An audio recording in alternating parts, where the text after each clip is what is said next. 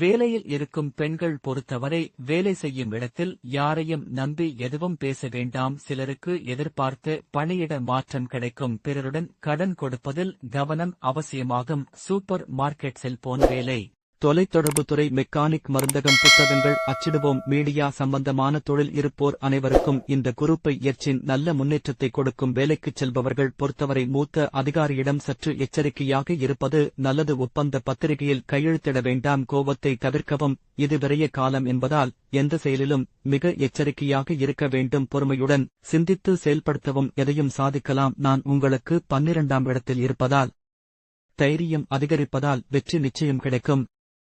என்னுடைய பார்வை பலத்தால் உங்களுக்கு கிடைக்கும் நன்மைகள்.